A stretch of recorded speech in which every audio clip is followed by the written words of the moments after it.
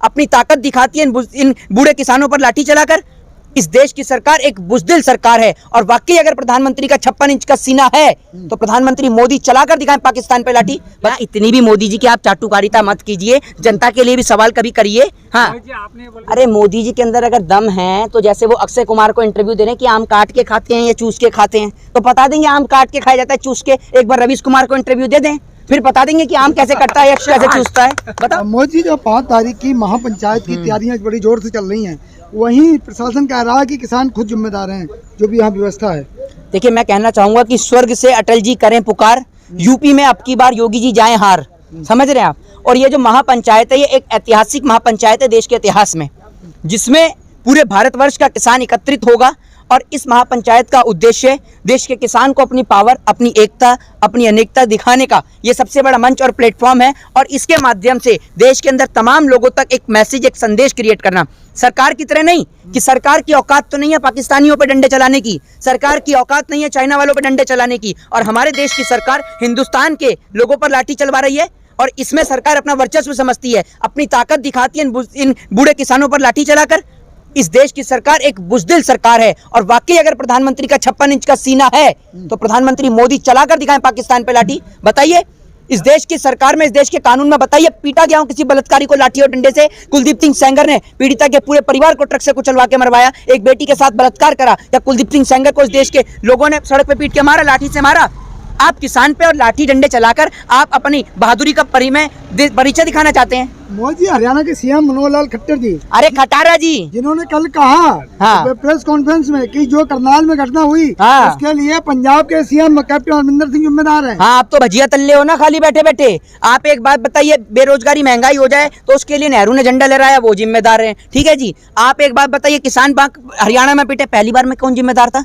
जब आंसू गैस के गोले दागे गए, ठीक है, इनके ऊपर आपने देखा किसान के ऊपर वाटर कैनन से पानी छोड़ा गया, तब कौन जिम्मेदार था? बताइए इस बात का। सरकार जो पागल बनाने का काम कर रही है। देखिए, मैं आपको बताऊं सीधे तौर पर, आज हरियाणा के खटारा मुख्यमंत्री मनोहर लाल खट्टर जो किसान के ऊपर लाठी चलवाकर ये सोच रहे हैं कि उनकी कुर्सी बच जाएगी, तो उनको एक बात बता दूं कि ये देश जय जवान जय किसान के नाम से जाना जाता है। और इस देश के अंदर अगर आप किसान के ऊपर लाठी चार्ज करेंगे तो भैया आप इस देश के अंदर राज करना, कुर्सी प्राप्त करना तो बिल्कुल भूल ही जाइए। जब मनोहर लाल खट्टर जी से पूछा गया कि आपने एसडीएम के खिलाफ क्या कार्रवाई करवाई, हाँ, तो उन्होंने कहा कि उसने माफी मांग तो ली है। अच्छा, आप एक बात मुझे बताइए, तो आपके नेताओं को तबीयत से जूते चप्पल से लतियाते हैं, उसके बाद हम भी हाथ जोड़ के माफी मांग लेंगे? तो बताइए कौन से चौराहे पे पिटने के लिए आ रहे हैं आप? अगर आपने नोटबंदी के बाद प्रधानमंत्री मोदी जी को चौराहे पे बुला लिया होता ना, तो आज इस देश की जनता को ये दिन नहीं देखना पड़ता। आप एक बात बताइए, अभी बीजेपी वालों को एक दो को लतिया दें जूते से, उसके बाद माफी मांग ले तो काम चल जाएगा? बताइए ना। जो हमारे किसान भाई इस किसान आंदोलन के चलते, जिन्हों का जिक्र नहीं हो रहा, लेकिन बहुत सारे किसान भाई जिनके ऊपर मुकदमे लग गए, बहुत सारे जेल के अंदर बंद हैं, बताइए उनका घर परिवार का क्या होगा? बताइए, वो भी तो माफी मांगने को तैयार है। चलिए, तो उनके ऊपर क्यों मुकदमा हो रहा है? लेकिन सीएम के जिम्मेदारी के पद पे बैठे हुए इस तरह का भाषण दे रहे हैं। देखिए, जिम्मेदारी पे बैठे आदमी से कोई जिम्मेदारी सवाल तो पूछे। जब पत्रकार सवाल पूछेंगे कि मोदी जी जेब में पर्स रखते हैं नहीं रखते हैं, हैं मोदी जी आम चूस के खाते हैं, काट के खाते हैं, तो भैया कहाँ से जिम्मेदारी वाले सवाल का आंसर होगा? बताइए। पूछा है किसी ने पूछा आज तक योगी आदित्यनाथ जी से कि आप जो एक चूड़ी बेचने वाला अपना नाम बदल के पिट जाता है, आप तो अपना नाम बदलते, क्या नाम है उत्तर प्रदेश के मुख्यमंत्री का? योगी आदित्यनाथ। क्यों है योगी आदित्यनाथ? अजय सिंह बिष्ट है उनका नाम। जब आप नहीं उनका नाम लेते, तो पुराना नाम था। पुराना नाम था। आपका पुराना नाम क्या है? मेरा तो जो पहले था वही है। क्यों आपने नया नहीं रखा? नया पुराना मतलब ये भी लेटेस्ट टेक्नोलॉजी आई है, नया नाम पुराना नाम, मतलब सन्यासी लिया उसके बाद नाम चेंज होता है। अच्छा, तो आप एक बात मुझे बताइए, नहीं, एक बात आप मुझे बताइए, वाल्मीकि जी हो गए, ठीक है, और बहुत सारे आपने देखा होगा पराशर ऋषि हो गए, ठीक है, भगवान परशुराम हो गए, बहुत सारे हैं ऋषि, उन्हों के पहले के नाम कहते हैं और बाद के नाम कहते हैं, जरा आप ये मुझे बताइए। तो आप एक बात बताइए, चूड़ी बेचने वाले ने नाम बदल लिया, आपको उससे आपत्ति है?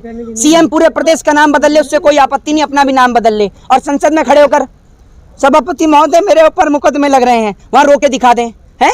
ये अच्छी बात है। लेकिन ये कहा गया है कि फैजाबाद का नाम, हाँ, तो फैजाबाद था उसका नाम अयोध्या हो गया। अच्छा, तो फैजाबाद जो डिस्ट्रिक्ट था वहाँ काफी डेवलपमेंट हो गया नाम बदलने से। कितना बढ़िया डेवलपमेंट हुआ है। अभी डेंगू से देखा ना बच्चे मरे, कितना बढ़िया डेवलपमेंट हुआ है। और आप तो मोदी जी के पूरे प्रशंसककार हैं, बजाइए ताली डेवलपमेंट के नाम पे। अरे बजाइए ना।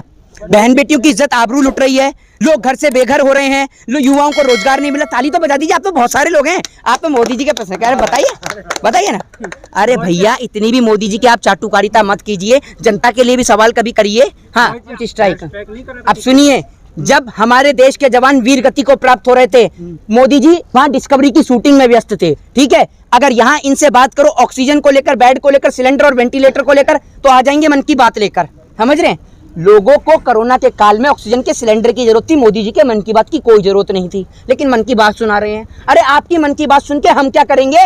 अरे मोदी जी के अंदर अगर दम है तो जैसे वो अक्षय कुमार को इंटरव्यू दे रहे हैं कि आम काट के खाते हैं या चूस के खाते हैं, तो बता देंगे आम काट के खाया जाता है चूस के। एक बार रवीश कुमार को इंटरव्यू दे दें, फिर बता देंगे कि आम कैसे कटता है या कैसे चूसता है।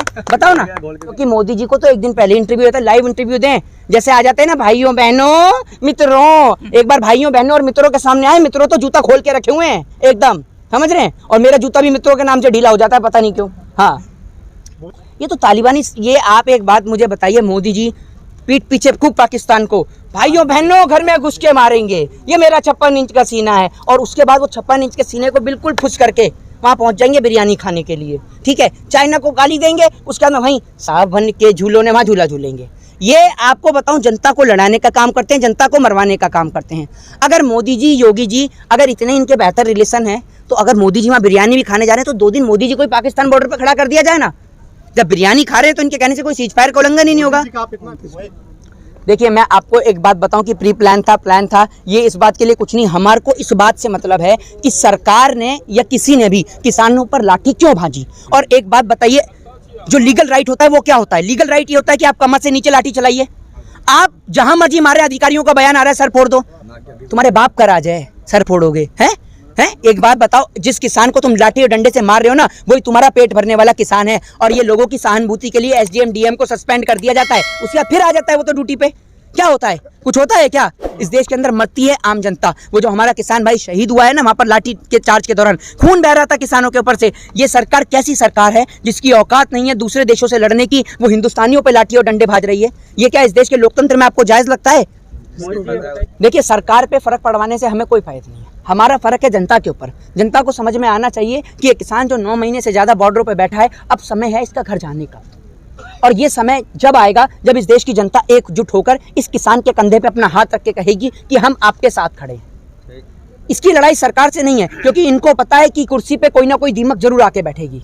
इनकी लड़ाई है सिर्फ उससे जो इनकी मांगों को पूरा नहीं करता। आत्महत्या करने वाले किसान क्यों होते हैं? आत्महत्या आज तक किसी बिजनेसमैन ने नहीं करी, किसी बिल्डर ने नहीं करी। आपसे अगर पूछ लूं ना कि 3 बिजनेसमैन के नाम बता दीजिए जिन्होंने आत्महत्या करी हो, तो आपको याद नहीं होगा। लेकिन अगर आपसे पूछा जाए कि किसान ने किसी भी स्टेट में जहाँ खेती होती है वहाँ कितने किसानों ने आत्महत्या करी, तो सबको पता है। कोई ना कोई 10 किसानों के नाम यूं ही गिना देगा खड़े खड़े, 10 नहीं तो 5 नहीं, 3 नहीं तो 2 नाम तो गिना ही देगा आराम से। ठीक है, क्योंकि किसान आत्महत्या इसलिए करता है। आप एक बात मुझे बताइए, सरकार कहती है कि बैंक घाटे में जा रहे हैं, क्योंकि और उसके लिए जिम्मेदार क्या ठहराती है? जब आप डालेंगे ना गूगल पे सर्च करने के लिए कि बैंकों की बुरी हालत का जिम्मेदार कौन है, तो दूसरी लाइन पे लिखा आता है कि किसान जो है वो बैंकों की बकाया राशि पे नहीं करते, जिसके कारण बैंक घाटे में जाते हैं। एक बात आप मुझे बताइए, लाखों करोड़ों खरबों रुपए का लोन किसे देती है सरकार? उद्योगपतियों को। और वो उद्योगपति जो ऐसा लगता है कि बाप की बारात में आए और वहां भग जाते हैं विदेश में। मोदी जी लॉकडाउन से पहले खूब चिल्ला रहे थे, नीरव मोदी आ रहा है, आ रहा है, आ रहा है। न जाने के लंदन से पैदल आ रहा है जो अब तक पहुंचा ही नहीं है। ठीक है, अब तक नहीं आया वो देश में। विजय माल्या आज तक नहीं आया देश में। लेकिन जिम्मेदार किसे ठहराना? किसान को। किसान अगर बैंक से 50,000 रुपए कर्जा ले लेना तो बैंक वाले उसकी संपत्ति जब्त कर लेते हैं। लेकिन बैंक वालों की और सरकार की इतनी औकात नहीं है कि आज तक विजय माल्या को और नीरव मोदी और लाखों करोड़ रुपया इस देश की जनता का, सरकार का नहीं, जनता का लेके गए हैं, उसको वापस इस देश में लिया है। बताइए, है? और वो तो जेटली जी से मिलके भी गए थे, आपने सभी ने देखा है। झूठ बोलने वाली क्या बात है इसमें, आपने सभी ने देखा है। तो इसलिए सरकार से सवाल करिए, और सरकार से सवाल करना आपका अधिकार है लोकतंत्र में। जय हिंद, जय भारत, वंदे मातरम।